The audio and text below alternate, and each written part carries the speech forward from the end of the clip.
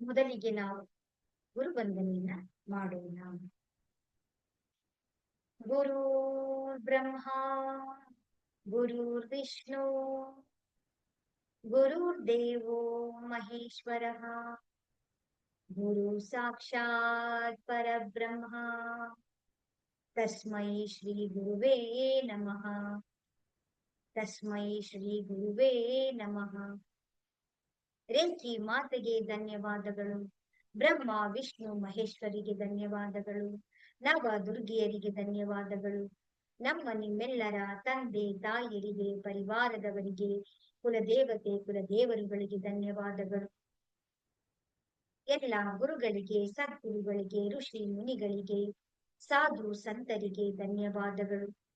ಬ್ರಹ್ಮಾಂಡದಲ್ಲಿರುವಂತಹ ದಿವ್ಯ ಶಕ್ತಿಗಳಿಗೆ ಹಾಗೂ ನಮ್ಮ ಜೊತೆಯಲ್ಲಿರುವಂತಹ ದಿವ್ಯ ಶಕ್ತಿಗಳಿಗೆ ಧನ್ಯವಾದಗಳು. ಅವರ ಆಶೀರ್ವಾದ, ಕರುಣೆ, ಕೃಪೆ ಸದಾ ಯಾವಾಗಲೂ ನಮ್ಮೆಲ್ಲರ ಜೊತೆ ಹೀಗೆ ಇರಲಿ ಅಂತೇಳಿ ನಾವು ಪ್ರಾರ್ಥನೆಯನ್ನ ಮಾಡ್ಕೊಳ್ಳೋಣ.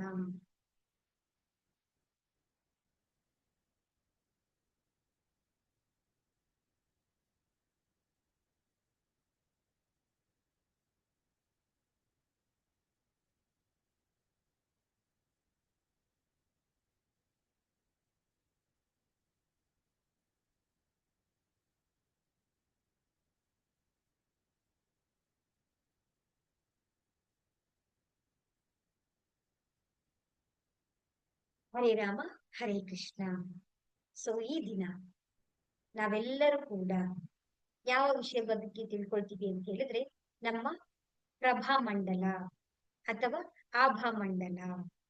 ಸೊ ನಮ್ಮ ಪ್ರಭಾಮಂಡಲ ಅಥವಾ ಆಭಾಮಂಡಲ ಅಂತಂದ್ರೆ ಏನು ಅಂತ ಹೇಳಿದ್ರೆ, ನಮ್ಮೆಲ್ಲರಿಗೂ ಕೂಡ ಗೊತ್ತಿದೆ, ಇದನ್ನ ಮ್ಯಾಗ್ನೆಟಿಕ್ ಫೀಲ್ಡ್ ಅಂತ ನಾವು ಕರಿತೀವಿ. ನಾವು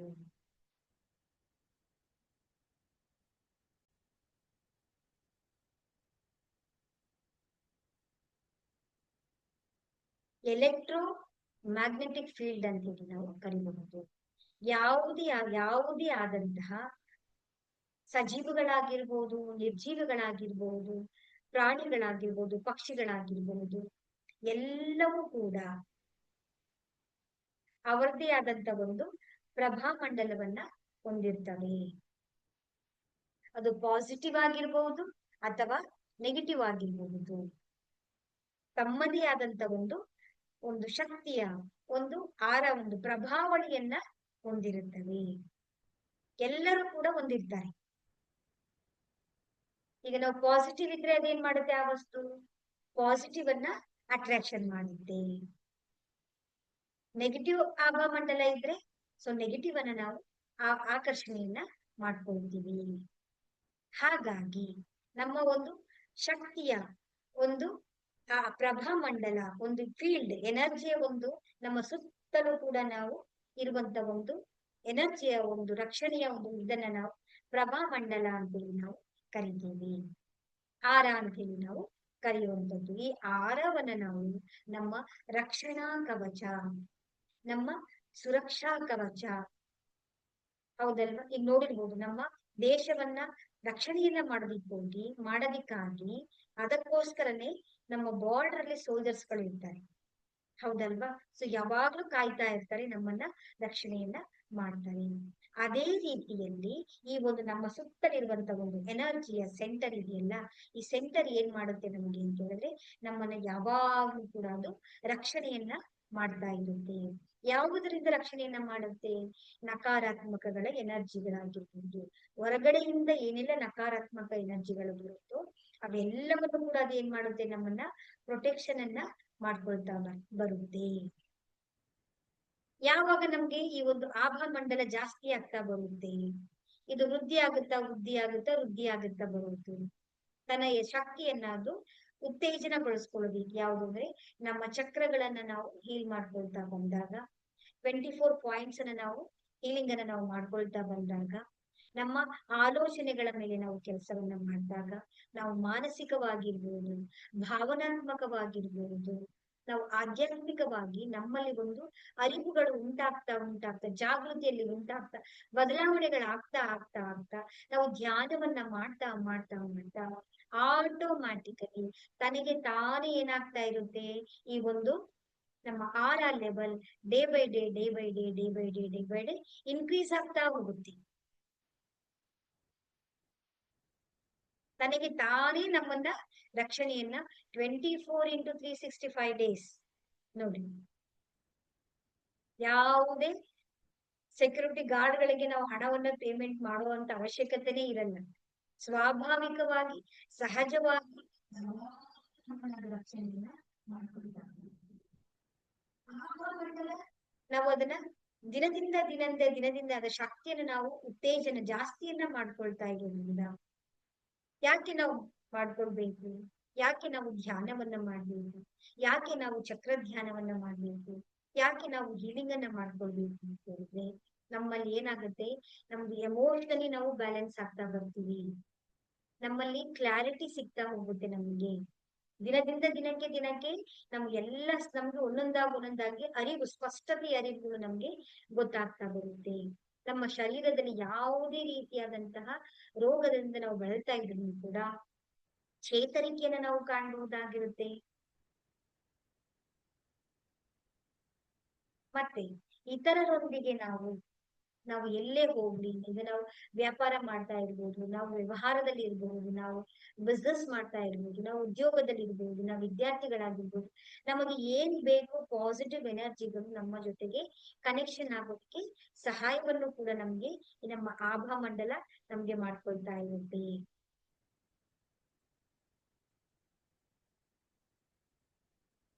ಇಷ್ಟೆಲ್ಲ ಒಂದು ರಕ್ಷಣೆಯನ್ನ ನಮ್ಗೆ ಅದು ಕೊಟ್ಕೊಳ್ತಾ ಬರ್ತಾ ಇರುತ್ತೆ. ಯಾವಾಗ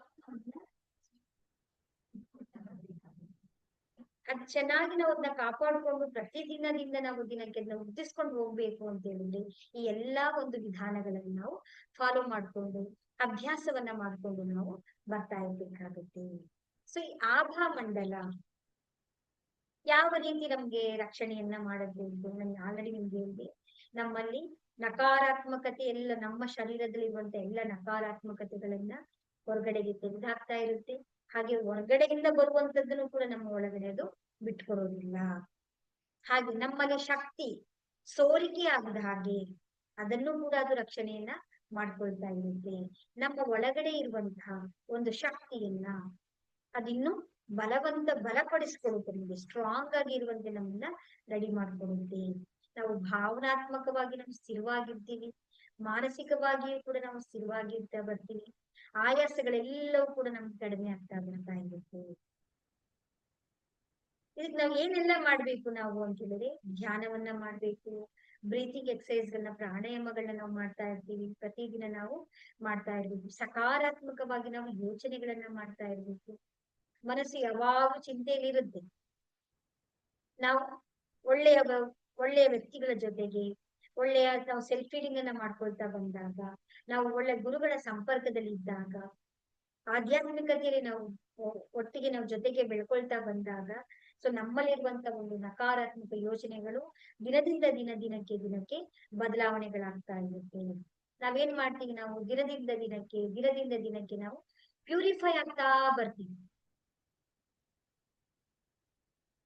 ದಿನಕ್ಕೆ ನಮ್ಮಲ್ಲಿ ಆ ಒಂದು ಜ್ಞಾನ ಜಾಸ್ತಿ ಆಗ್ತಾ ಹೋಗ್ತಾ ಇರುತ್ತೆ. ಮತ್ತೆ ನಾವು ಹೆಚ್ಚಾಗಿ ನಾವು ಗ್ರಾಟಿಟ್ಯೂಡ್ ಗಳನ್ನ ನಾವು ಬಳಸ್ಕೊಳ್ತಾ ಇರ್ಬೇಕಾಗುತ್ತೆ. ಪ್ರತಿದಿನ ಪ್ರತಿಯೊಂದಕ್ಕೂ ಕೂಡ ನಾವು ಕೃತಜ್ಞತೆಗಳನ್ನ ಸಲ್ಲಿಸ್ತಾ ಬಂದಾಗ ಆಟೋಮ್ಯಾಟಿಕಲಿ ನಮ್ಮ ಪ್ರಭಾವಂಡಲದ ಶಕ್ತಿ ಜಾಸ್ತಿ ಆಗ್ತಾ ಹೋಗ್ತಾ ಇರುತ್ತೆ. ನಮ್ಮ ಈ ಒಂದು ಆಭಾ ಮಂಡಲವನ್ನ ನಾವು ಸಿಂಪಲ್ ಆಗಿ ನಾವು ಚೆಕ್ ಮಾಡ್ಕೊಳ್ಳೋದಕ್ಕೆ ಅನೇಕವಾದಂತ ವಿಧವಾದಂತ ಉಪಕರಣಗಳಿವೆ. ಡೌಸರ್ ಎಲ್ರಾಡ್ ಅಂತ ಹೇಳಿದೆ, ಆರಾ ಮೀಟರ್ ಅಂತ ಹೇಳಿದೆ, ಕೆಮಿಲಿಯಾ ಸ್ಕ್ಯಾನರ್ ಅಂತ ಇದೆ, ಕಿರ್ಲಿಯನ್ ಕ್ಯಾಮ್ರಾ, ಡಿಜಿಟಲ್ ಆರಾ ಸ್ಕ್ಯಾನರ್, ತುಂಬಾ ಹೊಸದಾದಂತ ಟೆಕ್ನಾಲಜಿಗಳೆಲ್ಲವೂ ಕೂಡ ಬಂದಿವೆ. ವಿತಿನ್ ತಕ್ಷಣದಲ್ಲಿ ನಮ್ಮ ಆರ ಯಾವ ತರ ಇದೆ ಅನ್ನೋದನ್ನು ಕೂಡ ನಾವು ಕಂಡುಹಿಡ್ಕೊಳ್ಬಹುದಾಗಿದೆ. ಆದರೆ ನ್ಯಾಚುರಲ್ ಆಗಿ ಸ್ವಾಭಾವಿಕವಾಗಿ ನಮ್ಮ ಆಹಾರವನ್ನ ನಾವು ಹೇಗೆ ನಾವು ಚೆಕ್ ಮಾಡ್ಕೊಳ್ಬಹುದು ಅಂತ ಹೇಳಿದ್ರೆ, ನಿಮ್ಗೆ ನಾನಿವತ್ತು 3 ವಿಧಾನಗಳನ್ನ ನಾನು ನಿಮ್ಗೆ ಯಾವ ರೀತಿಯಲ್ಲಿ ನಾವು ನಮ್ಮ ಆಭಾ ಮಂಡಲವನ್ನು ನಾವು ಚೆಕ್ ಮಾಡ್ಕೊಳ್ಬಹುದು ಅನ್ನೋದು ನಾನು ನಿಮ್ಗೆ ಇವತ್ತು ತಿಳಿಸ್ಕೊಡ್ತೀನಿ. ಸೊ ಮೊದಲನೇದಾಗಿ ಏನ್ ಮಾಡ್ಬೇಕು ಅಂತ ಹೇಳಿದ್ರೆ, ನಮ್ಮ ಈ ಒಂದು ಹೆಬ್ಬೆರಳನ್ನ ಈ ತರ ತುದಿಯ ಭಾಗವನ್ನ ನಾವು ಆ ದೃಷ್ಟಿ ಇಟ್ಟು ನೇರವಾಗಿ ಒಂದೇ ಭಾಗದಲ್ಲಿ ನಾವೇನ್ ಮಾಡ್ಬೇಕು, ಅದನ್ನ ದೃಷ್ಟಿಯನ್ನ ಅಲುಗಾಡದ ಹಾಗೆ ನೋಡಿ ಈ ತರ ಇಟ್ಕೋಬೇಕು. ನಮ್ಮ ಕೈಯನ್ನ ಈ ತರ ಕೈಯನ್ನ ಇಟ್ಕೊಂಡು ಈ ತರ ಮೇಲೆ ಇಟ್ಕೊಂಡು ಅದರಲ್ಲಿ ಆ ತುದಿಯ ಭಾಗವನ್ನು ನಾವು ಗಮನಿಸ್ತಾ ಬರ್ಬೇಕು.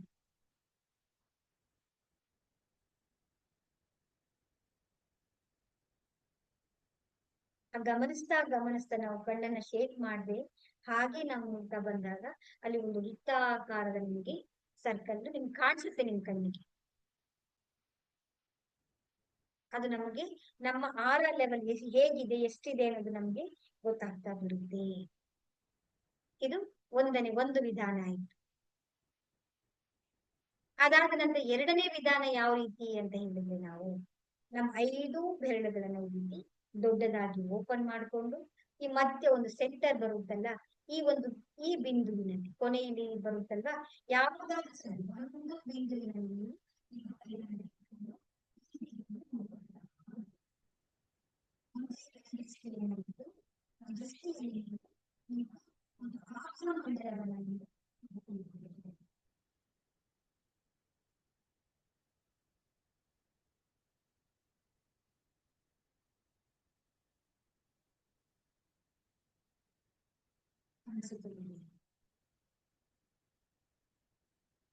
ಕ್ಲಿಯರ್ ಆಗಿ ಕಾಣಿಸುತ್ತೆ ಹೇಗಿದೆ ಅಂತ ಹೇಳಿ. ಕೆಲವರಿಗೆ ಸಣ್ಣದಾದಂತ ಲೇಯರ್ ಇರಬಹುದು, ಕೆಲವರಿಗೆ ವೈಟ್ ಬಣ್ಣದಲ್ಲಿ ಕಾಣಿಸ್ತಾ ಇರುತ್ತೆ, ಕೆಲವರಿಗೆ ಗೋಲ್ಡನ್ ಬಣ್ಣದಲ್ಲಿ ಹಳದಿ ಬಣ್ಣದಲ್ಲಿ ಕಾಣಿಸ್ತಾ ಇರುತ್ತೆ. ಇದು ನಮ್ಮ ಆರ. ಇದಾದ ನಂತರ ಮತ್ತೊಂದು ವಿಧಾನ ಯಾವುದು ಅಂತ ಹೇಳಿದ್ರೆ, ಇನ್ನೊಂದು ವಿಧಾನದಲ್ಲೂ ಕೂಡ ನಾವು ನಮ್ಮ ಆರವನ್ನ ನಾವು ಚೆಕ್ ಮಾಡ್ಕೊಳ್ಬಹುದು. ನಾವು ಹೇಗೆ ಚೆಕ್ ಮಾಡ್ಕೊಳ್ಬಹುದು ಅಂತ ಹೇಳಿದ್ರೆ, ಕನ್ನಡಿಯ ಮುಂದೆ ನಾವು ನಿಂತ್ಕೊಳ್ಬೇಕು. ಕನ್ನಡಿಯ ಮುಂದೆ ನಿಂತ್ಕೊಂಡು ನಮ್ಮ ಕತ್ತಿದೆಯಲ್ಲ, ಇಲ್ಲಿ ಒಂದು ನಾವು ಮಾರ್ಕ್ ಅನ್ನ ಹಾಕೊಳ್ಬೇಕು. ಒಂದು ಸಣ್ಣ ಗುರುತನ್ನ ಇಲ್ಲಿ ಹಾಕೊಂಡು ಆ ಕನ್ನಡಿಯಲ್ಲಿ ನಾವೇನ್ ಮಾಡ್ಬೇಕು ಅಂತ ಹೇಳಿದ್ರೆ, ನಮ್ಮ ಕಣ್ಣನ್ನ ಮುಟ್ಟಿಸದೆ, ಅಲುಗಾಡಿಸದೆ, ರೆಪ್ಪೆಗಳನ್ನ ಬಡಿಯದೆ ಸ್ವಲ್ಪ ಹೊತ್ತು ನಾವು ಅದನ್ನ ಹಾಗೆ ನಾವು ದೃಷ್ಟಿ ಇಟ್ಟು ನಮ್ಮ ಒಂದು ಕತ್ತನ್ನ ನಾವು ನೋಡ್ತಾ ಬರ್ತೀವಿ.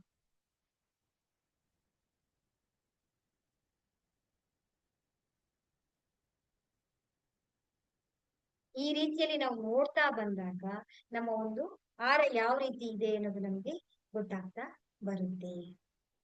ಈ ರೀತಿಯಾಗಿ ನಾವು ಚೆಕ್ ಮಾಡ್ಕೊಳ್ಬಹುದು. ಮತ್ತೊಂದು ವಿಧಾನವೂ ಕೂಡ ಇದೆ. ನಾವು ರೇಖೆಯಿಂದ ಸಿಂಬಲ್ಸ್ ಗಳನ್ನ ಹಾಕಿ ಈ ತರ ನಮ್ಮ ಕೈಗಳನ್ನ ಇಟ್ಕೊಳ್ಳೋದು. ನಮ್ಗೆ ಒಂದು ಸ್ವಲ್ಪ ದೂರದಿಂದ ನಮ್ಮ ಎದುರುಗಡೆಯಿಂದ ಒಬ್ಬ ವ್ಯಕ್ತಿ ನಿಧಾನವಾಗಿ ಅವ್ರನ್ನ ಒಂದೊಂದೇ ಹೆಜ್ಜೆಯನ್ನು ಹಾಕ್ತಾ ನಮ್ಮ ಮುಂದೆ ಬರ್ತಾ ಇರ್ಬೇಕು. ನಮ್ಮ ಕೈಗಳನ್ನ ಈ ತರ ಇಟ್ಕೊಂಡಿರ್ತೀವಲ್ಲ ನಾವು, ನಮ್ಮ ಕೈಗಳಿಗೆ ಒಂದು ಶಕ್ತಿ, ಒಂದು ಒಂದು ಅಡೆತಡೆ ಬಂದ ಹಾಗೆ ಅನ್ಸುತ್ತೆ. ಅದು ಆಗುವ ಒಂಥರ ಸ್ಪರ್ಶ, ಒಂದು ಮ್ಯಾಗ್ನೆಟಿಕ್ ಎನರ್ಜಿ ನಮ್ಮ ಅನುಭವಕ್ಕೆ ಬರುವವರೆಗೂ ಕೂಡ ನಾವು ನಿಧಾನವಾಗಿ ಅವರು ಕಣ್ಣನ್ನ ಮುಚ್ಚಿರ್ಬೇಕು, ನಾವು ಕಣ್ಣನ್ನ ಮುಚ್ಚಿರ್ಬೇಕು. ನಿಧಾನವಾಗಿ ಒಂದೊಂದೇ ಹೆಜ್ಜೆಯನ್ನ ಹಾಕೊಳ್ತಾ ನಮ್ಮ ಹತ್ರ ಬರ್ತಾ ಇರ್ಬೇಕು. ಎಲ್ಲಿ ನಿಮಗೆ ಅದು ಒಂಥರ ನಿಮ್ಗೆ ಪುಷ್ ಮಾಡಿದ ಹಾಗೆ ಒಂಥರ ಗಟ್ಟಿಯಾದಂತ ಅನುಭವ, ನಿಮ್ಗೆ ಒಂಥರ ಜುಮ್ ಅನ್ನುವಂತ ಒಂದು ವೈಬ್ರೇಷನ್ ನಿಮ್ಗೆ ಎಲ್ಲಿ ನಿಮ್ಗೆ ಫೀಲ್ ಆಗುತ್ತೋ ಅಲ್ಲಿಯ ತನಕ ಹಾಗೆ ಬರ್ಬೇಕು. ಹಾಗೆ ಅವ್ರು ಬರುವ ಹಾಗೆ ನಿಧಾನವಾಗಿ ಅವ್ರು ಬರ್ತಾ ನಿಮ್ಮ ಅನುಭವಕ್ಕೆ ಗೊತ್ತಾಗುತ್ತೆ. ಆಗನೇ ಅವರಲ್ಲಿ ಆರ ಲೆವೆಲ್ ಎಷ್ಟಿದೆ ಅನ್ನೋದನ್ನು ಕೂಡ ನಾವು ಈಸಿಯಾಗಿ ನಮ್ಮ ಸ್ವಾಭಾವಿಕವಾಗಿ ನ್ಯಾಚುರಲ್ ಆಗಿ ನಾವು ನಮ್ಮ ಆಭಾ ಮಂಡಲವನ್ನು ನಾವು ಗುರುತಿಸ್ಕೊಳ್ಬಹುದಾಗಿದೆ. ಈ ಆಭಾ ಮಂಡಲವನ್ನ ಎಷ್ಟು ಶಕ್ತಿ ಇದು ನಮ್ಮನ್ನ ನಿರಂತರವಾಗಿ ನಮ್ಮನ್ನ ಪ್ರೊಟೆಕ್ಷನ್ ಅನ್ನ ಮಾಡ್ತಾ ಇರುತ್ತೆ. ಅದಕ್ಕೆ ಹೇಳೋದು, ಈಗ ನಾವು ಕೆಲವೊಮ್ಮೆ ಹೊರಗಡೆ ಹೋದಾಗ, ಹೌದಲ್ಲ, ಈಗ ನಾವು ಪಾರ್ಟಿಗಳಿಗೆ ಹೋಗ್ತೀವಿ, ಫಂಕ್ಷನ್ಸ್ ಗಳಿಗೆಲ್ಲ ಹೋದಾಗ ಸಡನ್ ಆಗಿ ಏನಾಗುತ್ತೆ, ನಮ್ಮೆಲ್ಲರಿಗೂ ಕೂಡ ತುಂಬಾ ಸುಸ್ತಾಗ್ಬಿಡುತ್ತೆ. ಅಥವಾ ದೃಷ್ಟಿ ಆಯ್ತು ಅಂತ ಹೇಳ್ತೀವಿ. ಯಾಕೆ ತರ ಆಗತ್ತೆ ಹೇಳಿ? ಏನಿರ್ತಾರೆ, ಯಾರ್ಯಾರೋ ವ್ಯಕ್ತಿಗಳು ಎಲ್ಲಿಂದನೂ ಎಲ್ಲಾ ಕಡೆಯಿಂದನೂ ಬಂದಿರ್ತಾರೆ. ಎಲ್ಲರ ಪ್ರಭಾಮಂಡಲ ಅಥವಾ ರಾಭಾಮಂಡಲ ಏನಾಗಿರುತ್ತೆ? ಬೇರೆ ಬೇರೆದಾಗಿರುತ್ತೆ, ಹೌದಲ್ವಾ? ಸೊ ಆವಾಗ ಏನಾಗುತ್ತೆ, ನಮ್ಮ ಎನರ್ಜಿ ಸೋರಿಕೆ ಆಗ್ಬಿಟ್ಟಿರುತ್ತೆ. ಅಂತ ಸಂದರ್ಭದಲ್ಲಿ ನಮ್ಗೆ ಈ ತರ ದೃಷ್ಟಿಯಾದಂತ ಅನುಭವಗಳು ನಿಮಗೆ ಆಗ್ತಾ ಬರುತ್ತೆ. ಈ ಒಂದು ನಮ್ಮ ಆಭಾ ಮಂಡಲವನ್ನ, ಪ್ರಭಾ ಮಂಡಲವನ್ನ ನಾವು ರಕ್ಷಣೆ ಮಾಡ್ಕೊಳ್ಬೇಕು ಅಂತ ಹೇಳಿದ್ರೆ ಧ್ಯಾನದ ಜೊತೆಯಲ್ಲಿ ನಾವು ಏನೆಲ್ಲ ಫಾಲೋ ಮಾಡ್ಬೇಕು ಅಂತ ಹೇಳಿದ್ರೆ, ಮೊದಲನೇದಾಗಿ ನಿಮ್ಮ ಮನೆಯನ್ನ ಕ್ಲೀನ್ ಮಾಡ್ಬೇಕಾದ್ರೆ ಸಮುದ್ರದ ಕಲ್ಲುಪ್ಪನ್ನ ಹಾಕಿ ಒಂದು ಚಿಟಿಕೆ, ನೀವು ಮನೆಯನ್ನ ಕ್ಲೀನ್ ಮಾಡುವಂತ ನೀರಿಗೆ, ಶುದ್ಧಿಯನ್ನು ಮಾಡುವಂತ ನೀರಿಗೆ ಒಂದು ಚಿಟಿಕೆ ಕಲ್ಲುಪ್ಪನ್ನ ಹಾಕಿ ಆ ಮನೆಯನ್ನ ನೀವು ಕ್ಲೀನ್ ಮಾಡ್ತಾ ಬರುವುದು ಒಂದಾಯ್ತು. ಸೆಕೆಂಡ್ ಒನ್ ಏನು ಅಂತ ಹೇಳಿದ್ರೆ, ನಿಮ್ಮ ಮನೆಯಲ್ಲಿರುವಂತ ಎಲ್ಲ ಹಳೆಯ ಪದಾರ್ಥಗಳು, ಹಳೆಯದು ಮುರಿದೋಗಿರುವಂತ ವಸ್ತುಗಳು ಯಾವ್ಯಾವ್ದಿದೆಯೋ ಅವೆಲ್ಲವನ್ನು ಕೂಡ ನೀವು ಯೂಸ್ ಮಾಡಲ್ಲ ಅಂತ ಹೇಳಿದ್ರೆ ದಯವಿಟ್ಟು ಎಲ್ಲವನ್ನು ಗುಜರಿಗೆ ಹಾಕಿ. ಹಳೆಯ ವಸ್ತುಗಳೆಲ್ಲ ಏನ್ ಮಾಡುತ್ತೆ ಅಂತ ಹೇಳಿದ್ರೆ ಆ ಕಸವನ್ನ, ಧೂಳುಗಳನ್ನ ಅಟ್ರಾಕ್ಷನ್ ಮಾಡ್ತಾ ಮಾಡ್ತಾ ಮಾಡ್ತಾ ಅದು ನಕಾರಾತ್ಮಕ ಶಕ್ತಿಯನ್ನು ಕೂಡ ಅಟ್ರಾಕ್ಷನ್ ಮಾಡುವ ಸಂಭವಗಳಿರುತ್ತೆ. ಹಾಗಾಗಿ ನಾವೇನ್ ಮಾಡ್ಬೇಕು ಅಂದ್ರೆ, ನೀವು ಯೂಸ್ ಮಾಡಿಲ್ಲ ಅಂತ ಹೇಳಿದ್ರೆ, ತುಂಬಾ ಹಳೇ ಕಾಲದ ಎಲ್ಲ ವಸ್ತುಗಳೆಲ್ಲನೂ ಕೂಡ ನಾವು ಹಾಗೆ ಇಟ್ಕೊಂಡಿದೀವಿ ಅಂತ ಹೇಳಿದ್ರೆ ಅದನ್ನ ಮತ್ತೆ ಮತ್ತೆ ನೀವು ಕ್ಲೀನ್ ಮಾಡಿ ಅದರಿಂದ ಅಂತ ಹೇಳಿ, ತುಂಬಾ ಆಂಟಿಕ್ ಆಗಿರುವಂತದ್ದು, ನಮ್ಮ ಪೂಜ್ಯ ಹಿರಿಯರು ತಲೆಮಾರುಗಳಿಂದ ನಾವೆಲ್ಲ ಯೂಸ್ ಮಾಡ್ತಾ ಇದೀವಿ, ಅದನ್ನ ಹಾಗೆ ರಕ್ಷಣೆ ಮಾಡ್ಕೊಳ್ಬೇಕು ಅಂದ್ರೆ ಅದನ್ನೆಲ್ಲನೂ ಕೂಡ ಅವಾಗ ಅವಾಗ ಕ್ಲೀನ್ ಮಾಡಿ ಶುದ್ಧಿ ಮಾಡಿ ಅದನ್ನ ನೀವು ಮನೆಯಲ್ಲಿ ಇಟ್ಕೊಳ್ಬೇಕು. ಇಲ್ಲ ಅಂತ ಹೇಳಿದ್ರೆ ನೀವೇನ್ ಮಾಡಿ ಅಂತ ಹೇಳಿದ್ರೆ, ಮುರಿದೋಗಿರುವಂತದ್ದು, ಗಾಜಿನವು, ಹಳೆಯ ಬಟ್ಟೆಗಳು, ವೇಸ್ಟ್ ಆಗಿರುವಂತದ್ದು ಎಲ್ಲವನ್ನು ಕೂಡ ನೀವು ಗುಜರಿಗೆ ಹಾಕಿಬಿಡಿ. ಅವಾಗ ನೋಡಿ ನೀವು ಚೇಂಜ್, ನಿಮ್ಮ ಮನೆಯ ಒಂದು ಆ ಶಕ್ತಿ ಎನರ್ಜಿಯನ್ನ ನೀವೇ ಫೀಲ್ ಮಾಡ್ತೀರಾ. ಇದು ಒಂದು. ನೆಕ್ಸ್ಟ್ ಏನು ಅಂತ ಹೇಳಿದ್ರೆ, ನೀವು ಹಾಕಿಕೊಳ್ಳುವಂತ ಉಡುಪುಗಳು, ಈಗ ನಾವೇನ್ ಮಾಡ್ತೀವಿ, ದೊಡ್ಡ ದೊಡ್ಡ ಫಂಕ್ಷನ್ ಗಳಿಗೆ ಹೋಗ್ತೀವಿ, ಪಾರ್ಟಿಗಳಿಗೆಲ್ಲ ಹೋಗ್ತೀವಿ, ತುಂಬಾ ಕಾಸ್ಟ್ಲಿ ಆಗಿರುವಂತಹ ರೇಷ್ಮೆ ಸೀರೆಗಳಾಗಿರ್ಬೋದು, ಹೌದಲ್ವಾ? ಇವೆಲ್ಲವನ್ನ ಹಾಕೊಳ್ತೀವಿ. ತುಂಬಾ ಕಾಸ್ಟ್ಲಿ ಆಗಿದ್ರೆ ನಾವೇನ್ ಮಾಡ್ತೀವಿ, ವಾಶ್ ಮಾಡಲ್ಲ ಕೆಲವೊಮ್ಮೆ, ಅದನ್ನ ಹಾಗೆ ತಗೊಂಡ್ ಬಂದು ಬೀರಿನಲ್ಲಿ ಇಟ್ಕೊಳ್ತೀವಿ ನಾವು, ಹೌದಲ್ವಾ? ಸೊ ನಾವ್ ಅಂತ ಸಮಯದಲ್ಲಿ ನಾವೇನ್ ಮಾಡ್ಬೇಕು ಅಂತ ಹೇಳಿದ್ರೆ, ಆ ಬಟ್ಟೆಗಳನ್ನ ಅಟ್ಲೀಸ್ಟ್ ವಾಷಬಲ್ ಮಾಡುವಂತ ಬಟ್ಟೆಗಳನ್ನ ನೀರಿನಲ್ಲಾದ್ರೂ ಅದ್ದಿ, ಅಥವಾ ಸ್ವಲ್ಪ ಒಂದು ಬೌಲಿಗೆ ಕಲ್ಲುಪ್ಪನ್ನ ಹಾಕಿ ಆ ನೀರಲ್ಲಾದ್ರೂ ಅದನ್ನ ಪ್ರೋಕ್ಷಣೆಯನ್ನ ಮಾಡಿ ನೋಡಿ, ಅದು ಪ್ಯಾಚ್ ಆಗುತ್ತಾ, ಬಣ್ಣ ಹೋಗುತ್ತಾ, ಬಣ್ಣ ಹೋಗಲ್ವಾ ಅಂತ ನೀವು ಪ್ಯಾಚ್ ಟೆಸ್ಟ್ ಗಳನ್ನ ಮಾಡಿಕೊಂಡು ಆ ನೀರನ್ನ ಈ ತರ ಸ್ಪ್ರಿಂಕಲ್ ಮಾಡಿ.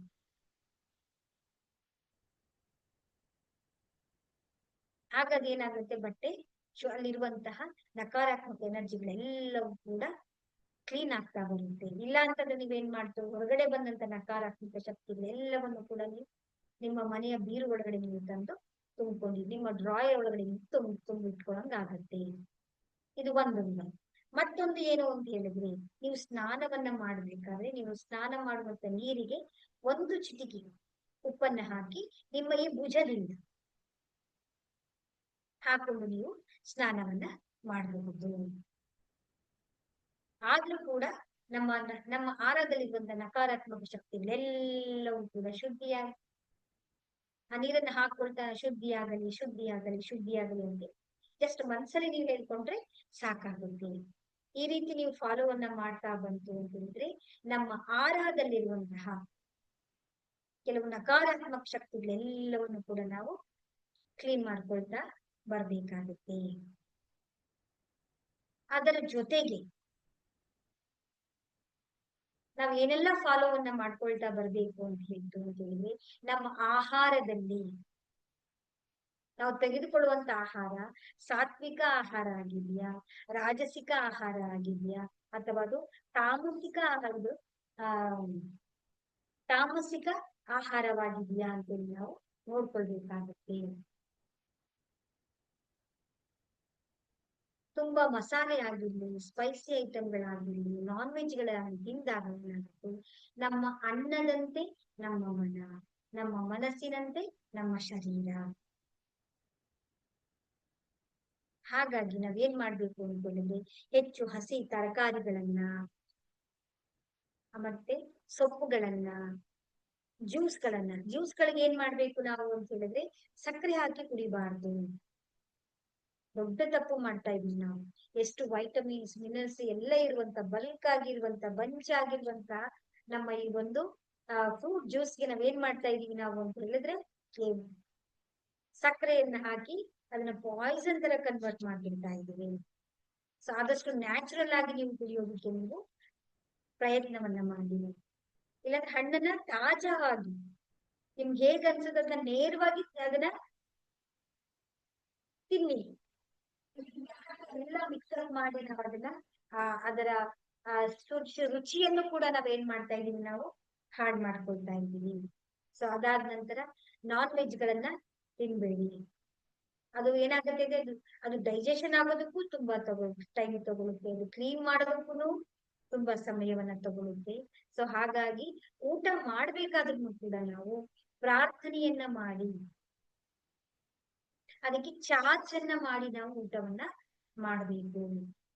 ಟಿವಿ ನೋಡ್ಕೊಂಡು ಮೊಬೈಲ್ ನೋಡ್ಕೊಂಡು ಯಾತನ್ನು ಮಾತಾಡ್ಕೊಂಡು ನಾವು ತಿಂದಾಗ ಏನಾಗುತ್ತೆ ಅಂದ್ರೆ ಆ ಆಹಾರದಲ್ಲಿರುವಂತಹ ನಕಾರಾತ್ಮಕತೆಯನ್ನ ನಾವು ತೆಗೆಯೋದಿಕ್ಕೆ ಸಾಧ್ಯ ಆಗಲ್ಲ. ನಿಮ್ಗೆ ಮುಂದೆ ಗೊತ್ತಾಗುತ್ತೆ. ಸಿಂಬಲ್ಸ್ ಗಳನ್ನ ಕೊಟ್ಟಾಗ ಅದು ಹೀಲಿಂಗ್ ಮಾಡೋದನ್ನ ಕಲ್ತ್ಕೊಂಡಾಗ ನಾವು ತೆಗೆದುಕೊಳ್ಳುವಂತ ಆಹಾರದ ಮೇಲೂ ಕೂಡ ನಾವೇನ್ ಮಾಡ್ಬೇಕು ಚಾರ್ಜ್ ಅನ್ನ ಮಾಡಿ ಆಹಾರವನ್ನ ನಾವು ಆ ಧನ್ಯವಾದಗಳನ್ನ ಅರ್ಪಿಸಿ ನಾವು ಆಹಾರವನ್ನ ಅಮೃತದಂತೆ ಸಂಜೀವಿನಿಯಂತೆ ನಾವು ತಿಂದಾಗ ನಮ್ಮ ಬಾಡಿಗೆ ಅದು ಶಕ್ತಿಯನ್ನ ಟ್ರಾನ್ಸ್ಫಾರ್ಮೇಶನ್ ಮಾಡ್ಕೊಡುತ್ತೆ. ನಾವ್ ಯಾವಾಗ್ಲೂ ಎಂತ ಆಹಾರವನ್ನ ಸೇವಿಸ್ಬೇಕು ಅಂತ ಹೇಳಿದ್ರೆ ಕಾಲೋಚಿತವಾಗಿರುವಂತಂದ್ರೆ ಕಾಲಕ್ಕೆ ಅನುಗುಣವಾಗಿರುವಂತ ಉಚಿತವಾಗಿರುವಂತಹ ಆಹಾರಗಳನ್ನ ನಾವು ಸೇವಿಸ್ಬೇಕಾಗುತ್ತೆ. ಆಮೇಲೆ ಪ್ರಾದೇಶಿಕವಾಗಿ ಅಥವಾ ರೀಜನಲ್ ಫುಡ್ ಅಂದ್ರೆ ನಮ್ಮ ಸುತ್ತಮುತ್ತ ಏನೆಲ್ಲ ಬೆಳೀತಾರಲ್ಲ ಅವುಗಳೆಲ್ಲವೂ ಕೂಡ ನಾವು ತಾಜಾ ಮನಸ್ಸು ಕೂಡ ತುಂಬಾ ಉಲ್ಲಾಸದಿಂದ ಇರೋದಕ್ಕೆ ನಮ್ಗೆ ಸಹಾಯವನ್ನ ಮಾಡುತ್ತೆ. ಆ ನಂತರ ನಮ್ಮ ಮಾತನ್ನ ನಾವು ತುಂಬಾ ಕಡಿಮೆಯನ್ನ ಮಾಡ್ಕೊಳ್ತಾ ಬರ್ಬೇಕು. ಹೆಚ್ಚು ನಾವು ಏನ್ ಮಾಡ್ತಾ ಇದೀವಿ ಮಾತು ಮಾತು ಮಾತು ಮಾತು ಮಾತು. ನಮ್ಮ ಎನರ್ಜಿ ಎಲ್ಲವೂ ಕೂಡ ಮಾತಿನಲ್ಲಿ, ಚಿಂತೆಯಲ್ಲಿ, ಕೋಪದಲ್ಲಿ, ಒತ್ತಡದಲ್ಲಿ, ಆಂಗ್ಸೈಟಿಯಲ್ಲೆಲ್ಲ ಕಳೆದೋಗ್ತಾ ಇದೆ. ಆ ಎನರ್ಜಿನ ನಾವು ಸ್ಟೋರೇಜ್ ಮಾಡ್ಕೊಳ್ಬೇಕಲ್ವ. ಈಗ ಮೊಬೈಲ್ ಬ್ಯಾಟ್ರಿನ ನಾವು ಖಾಲಿ ಮಾಡಿದಾಗ ಏನಾಗುತ್ತೆ ಅದು ಮೊಬೈಲ್ ಸ್ವಿಚ್ ಆಫ್ ಆಗುತ್ತೆ ಅಲ್ಲ. ಸೊ ಹಾಗೆ ನಮ್ಮ ಶರೀರದಲ್ಲಿರುವಂತ ಎನರ್ಜಿಯನ್ನ ನಾವು ಉಳಿಸ್ಕೊಳ್ಬೇಕು. ಅದಕ್ಕೆ ನಮ್ಮ ಹಿಂದಿನ ಕಾಲದಲ್ಲಿ ಏನ್ ಮಾಡ್ತಾ ಇದ್ರು ಮೌನ ವ್ರತವನ್ನ ಆಚರಣೆಗಳನ್ನ ಮಾಡ್ತಾ ಇದ್ರು. ಆದಷ್ಟು ನಾವೆಲ್ಲರೂ ಕೂಡ ಏನ್ ಮಾಡ್ಬೇಕು ಅಂತ ಹೇಳಿದ್ರೆ ಕಡಿಮೆ ಮಾತು, ಎಲ್ಲಿ ಮಾತಾಡ್ಬೇಕು, ಎಲ್ಲಿ ಮೌನವಾಗಿರ್ಬೇಕು. ಆದಷ್ಟು ಎಷ್ಟು ಮೌನವಾಗಿರ್ತೀರಾ ಅಷ್ಟು ನಮ್ಮ ಶಕ್ತಿ ನಮಗೆ ಸಂಚಿತ ಆಗ್ತಾ ಹೋಗುತ್ತೆ. ಆನಂತರ ಉಪವಾಸವನ್ನ ಮಾಡ್ಬೇಕು. ನಾವು ತಿಂಗಳಿಗೆ ಒಮ್ಮೆ ಆದ್ರೂ ಕೂಡ ಉಪವಾಸವನ್ನ ನಾವು ಮಾಡ್ತಾ ಬಂತು ಅಂತ ಹೇಳಿದ್ರೆ ನಮ್ಮ ಬಾಡಿಯಲ್ಲಿರುವಂತ ಟಾಕ್ಸಿನ್ಸ್ ಎಲ್ಲವೂ ಕೂಡ ಕಡಿಮೆ ಆಗ್ತಾ ಬರುತ್ತೆ. ಎಲ್ಲವೂ ಎಲಿಮಿನೇಟ್ ಆಗುತ್ತೆ. ಬಾಡಿ ರಿಜಿವಿನೇಟ್ ಆಗೋದಕ್ಕೆ ನಮ್ಗೆ ಸಹಾಯವನ್ನ ಮಾಡ್ಕೊಳ್ಳುತ್ತೆ. ಅದ್ರ ಜೊತೆಗೆ ನಾವ್ ಏನ್ ಮಾಡ್ಬೇಕು ಪ್ರಾಣಾಯಾಮಗಳು, ಧ್ಯಾನವನ್ನ ಮಾಡ್ಕೊಳ್ತಾ ಬರ್ತೀವಿ, ಸೆಲ್ಫ್ ಹೀಲಿಂಗ್ ಅನ್ನ ಮಾಡ್ಕೊಳ್ತಾ ಬರ್ಬೇಕು. ಈ ರೀತಿಯಾಗಿ ನಾವು ಪ್ರತಿದಿನ ನಾವು ಫಾಲೋವನ್ನ ಮಾಡ್ತಾ ಅಭ್ಯಾಸವನ್ನ ಮಾಡ್ತಾ ಬಂತು ಅಂತ ಹೇಳಿದ್ರೆ ಆಟೋಮ್ಯಾಟಿಕಲಿ ಸಹಜವಾಗಿ ಸ್ವಾಭಾವಿಕವಾಗಿ ನಮ್ಮ ಆಭಾಮಂಡಲ ದೊಡ್ಡದಾಗ್ತಾ ವಿಸ್ತಾರ ಆಗ್ತಾ ಇರುತ್ತೆ. ಅದು ಎಷ್ಟು ಸ್ಟ್ರಾಂಗ್ ಆಗುತ್ತೋ, ಅದು ಎಷ್ಟು ದೃಢವಾಗಿರುತ್ತೋ ಅಷ್ಟು ನಾವು ಮೆಂಟಲಿ ಆಗಿರ್ಬೋದು, ಎಮೋಷನಲಿ ಆಗಿರ್ಬೋದು, ನಮ್ಮ ಆರೋಗ್ಯದಲ್ಲಾಗಿರ್ಬೋದು, ನಾವು ಮಾಡುವಂತ ಕೆಲಸಗಳಲ್ಲಾಗಿರ್ಬೋದು ನಾವು ಸಕ್ಸಸ್ ಅನ್ನ ಕಾಣೋದಿಕ್ಕೆ, ಕ್ಲಾರಿಟಿಯಿಂದ ಕೆಲಸಗಳನ್ನ ಮಾಡೋದಿಕ್ಕೆ, ಉಲ್ಲಾಸದಿಂದ ಇರೋದಿಕ್ಕೆ, ಉತ್ಸಾಹದಿಂದ ಇರೋದಿಕ್ಕೆ ನಮ್ಗೆ ಸಹಾಯವನ್ನ ಮಾಡುತ್ತೆ. ಸೊ ಹಾಗಾಗಿ ನಾವು ಈ ಎಲ್ಲ ಅಂಶಗಳನ್ನ ತುಂಬಾ ತುಂಬಾ ಸರಳವಾಗಿ ಏನು ತಲೆ ಕೆಡಿಸ್ಕೊಳ್ಳೋದು ಏನ್ ಬೇಕಾಗಿಲ್ಲ. ನಾವೆಲ್ಲರೂ ನಿಧಾನವಾಗಿ ನಿಧಾನವಾಗಿ ಒಂದೊಂದು ನಮ್ಮ ಜೀವನದಲ್ಲಿ ನಾವು ಅಳವಡಿಸ್ಕೊಳ್ತಾ ಬಂತು ಅಂತ ಹೇಳಿದ್ರೆ ತನಗೆ ತಾನೇ ನಮ್ಮ ಶಕ್ತಿ ಸಂಚಯನ ಆಗ್ತಾ ಬರ್ತಾ ಇರುತ್ತೆ, ದೃಢವಾಗ್ತಾ ಇರುತ್ತೆ. ನಮ್ಮ ಆರೋಗ್ಯದಲ್ಲಿ ನಮ್ಮ ಕೆಲಸ ಕಾರ್ಯಗಳೆಲ್ಲದರಲ್ಲೂ ಕೂಡ ನಾವು ಜಯವನ್ನು ಗಳಿಸೋದಕ್ಕೆ ಸಾಧ್ಯ ಆಗುತ್ತೆ. ಈ ದಿನದ ಕ್ಲಾಸ್ ಅಲ್ಲಿ ನಾವೆಲ್ಲರೂ ಕೂಡ ಆಭಾಮಂಡಲ ಅಂದ್ರೆ ಏನು, ಆಭಾಮಂಡಲದ ಪ್ರಯೋಜನ ಏನು, ಅದನ್ನ ನಾವು ಅದನ್ನ ಯಾವ ರೀತಿ ನಾವು ಅದನ್ನ ಉಪಯೋಗವನ್ನ ಮಾಡ್ಕೊಳ್ತಾ ಇದ್ದೀವಿ, ಅದರಿಂದ ಸಿಗುವಂತ ಬೆನಿಫಿಟ್ಸ್ ಗಳು ಯಾವುದು, ನಮಗೆ ಯಾವ ಯಾವ ವಿಧಾನಗಳ ಮುಖಾಂತರ ಅವುಗಳೆಲ್ಲವನ್ನು ಕೂಡ ಆರಾಮ ಚೆಕ್ ಮಾಡ್ಕೊಳ್ಬೇಕು, ಸ್ವಾಭಾವಿಕವಾಗಿ ನಾವು ಯಾವ ರೀತಿ ಚೆಕ್ ಮಾಡ್ಕೊಳ್ಬಹುದು, ಈ ಎಲ್ಲ ಅಂಶಗಳನ್ನ ಕುರಿತು ನಾವು ಡೀಟೇಲ್ಡ್ ಆಗಿ ನಾವು ಈ ದಿನದಲ್ಲಿ ನಾವು ತಿಳ್ಕೊಂಡಿದ್ದೇವೆ. ನಾಳಿನ ಕ್ಲಾಸಿನಲ್ಲಿ ನಾವು ರೇಖೆಯ ಸಿಂಬಲ್ಗಳ ಬಗ್ಗೆ ನಾವು ತಿಳ್ಕೊಳ್ಳೋಣ. ಯಾಕೆ ಅಂತ ಹೇಳಿದ್ರೆ ಸಿಂಬಲ್ ಅದ್ಭುತವಾದಂತ ನಮಗೆ ಅಸ್ತ್ರಗಳಿದ್ದ ಹಾಗೆ. ರೇಖೆ ಲೆವೆಲ್ 1 ಮತ್ತು 2ರಲ್ಲಿ ನಿಮಗೆ 2 ಸಿಂಬಲ್ಗಳು ಸಿಗುತ್ತೆ. ಅವುಗಳು ಯಾವ ರೀತಿ ಕೆಲಸ ಮಾಡುತ್ತೆ, ಅದೇ ನಮ್ಗೆ ಏನು ಉಪಯೋಗ ಆಗುತ್ತೆ, ಆ ಎಲ್ಲ ಮಾಹಿತಿಗಳನ್ನ ಕಂಪ್ಲೀಟ್ ಆಗಿ ನಾವು ನಾಳಿನ ಕ್ಲಾಸ್ ಅಲ್ಲಿ ತಿಳ್ಕೊಳ್ಳೋಣ. ಸೊ ಎಲ್ಲರಿಗೂ ಕೂಡ ಒಳ್ಳೇದಾಗ್ಲಿ. ಹರಿ ರಾಮ ಹರೇ ಕೃಷ್ಣ.